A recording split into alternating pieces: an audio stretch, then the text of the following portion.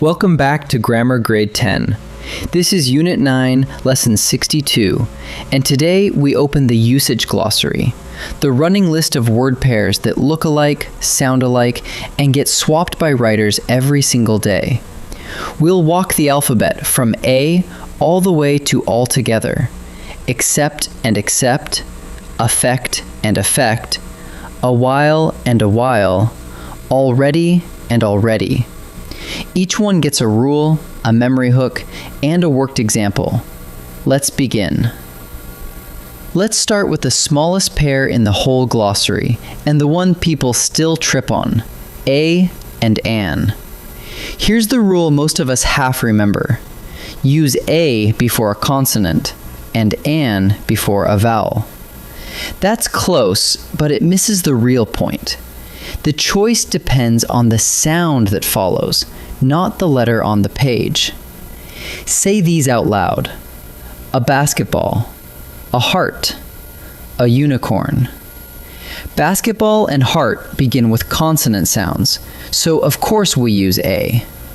But unicorn begins with the letter U, a vowel, and we still say a unicorn because it opens with a U sound, the same sound as the word you. Now flip it around. An apple, an hour, an honest answer. Apple starts with a vowel sound, no surprise. But hour and honest start with a silent H. So what your ear actually catches is a vowel, and that is why they take an. So the whole rule fits in one line. Listen to the sound, not the letter. Next pair, accept and accept. Out loud, they sound nearly identical, but they do opposite jobs. Accept is a verb, and it means to receive something or to agree to it. Please accept my apology. You're taking the apology in, receiving it with open hands. Accept is almost always a preposition, and it means but or other than. It leaves something out. Everyone came except Marcus. The group arrived, and Marcus is the one carved out of it. Here's the hook I want you to keep. Accept it into your hands, and accept excludes. That little X at the front is the same X you hear in exit and exclude. It means out. So if the word is doing the action, it's accept. If it's cutting one thing out of a group, it's accept. Now the pair that shows up more than any other, affect and effect. Almost all the time, affect is the verb and affect is the noun. Listen. The storm will affect our plans. There, affect is doing something. It's the action, and it means to influence, to cause a change in. Now the other one. The storm had one clear effect. There, effect is a thing, a result, something the storm left behind. Here's your memory hook.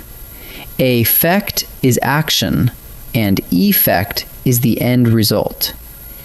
Each one starts with the letter that names its job. And one honest footnote, because you will meet it someday. Affect can also work as a verb in the phrase to affect a change, meaning to bring that change about. It's rare and it's formal. 9 times out of 10, if you need a verb, reach for affect. Here's a pair that's really about the space bar. A while, 2 words, against a while, 1 word. A while is an article plus a noun. The noun is while, and it names a stretch of time. Because it's a noun, it can follow a preposition. We waited for a while. For is the preposition, and a while is the noun sitting right behind it. A while, spelled as 1 word, is an adverb. It modifies the verb all by itself, with no preposition in front of it at all. We waited a while. No for, no in, no after. just the adverb doing its work. So here's the test. If you see a preposition sitting there, one of those little words like for or in or after, then split it into two words, a while. If there's no preposition, one word will do. Now two words that hide a space between them, already and already. Already, as two separate words, means completely prepared. The team is all ready to play. Every single player is prepared and waiting. Already, as one word, is an adverb of time. It means by this point, before now. The bus has already left. It pulled away before we ever got to the corner. And here's a neat test you can run in your head. Try dropping the word all. The team is ready to play. That still makes perfect sense, so two words is right. But say, the bus has already left, and the sentence falls apart. So if you can lift all straight out and the sentence still stands, you want already, two words. The same family of tricks handles our last pair, all together and all together. All together, two words, means in a group, all in one place, all at the same time. We sang all together on the stage, the whole choir, shoulder to shoulder. All together, one word, is an adverb meaning completely, entirely, on the whole. That plan is altogether wrong. Not partly wrong, not slightly wrong, but completely wrong. And once more, the word all does the testing for you. Ask, can you move the word all somewhere else and keep the meaning? We all sang together. Yes, that works perfectly, so two words is correct. But you can't say that plan is all wrong together and mean the same thing.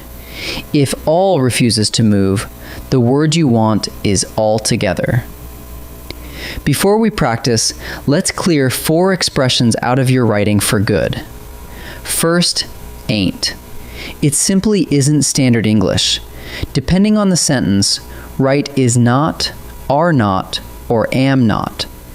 Pedro isn't going to the assembly, never Pedro ain't going. Second, all right, jammed into a single word. Standard writing doesn't accept it. All right is always 2 words with a space in the middle. Third, a lot. That isn't a word at all. A lot is 2 words, and honestly, even a lot is vague. If you can say many or much or a specific number like 8, say that instead, and your sentence gets sharper. And fourth, all the farther and all the faster are informal. Use as far as and as fast as. That was all the farther I could go becomes that was as far as I could go. None of these 4 will help you on the page, so keep them off it. Time to practice. In this first set, I'll give you a sentence with a missing word and 2 choices. Pick the one that fits. Pause the video and decide before I reveal each answer. Please blank this gift from all of us. Ask yourself what the blank is doing. It's the action of the sentence. Someone is receiving the gift, taking it in. That's a verb, so we need accept with an A. The answer is accept. Heavy rain will blank tonight's game. The word after will has to be a verb. The rain is doing something to the game, influencing it. And affect is the action word. So the answer is affect with an A. We waited blank hour for the late bus. Now, hour begins with the letter H, a consonant, but say it out loud.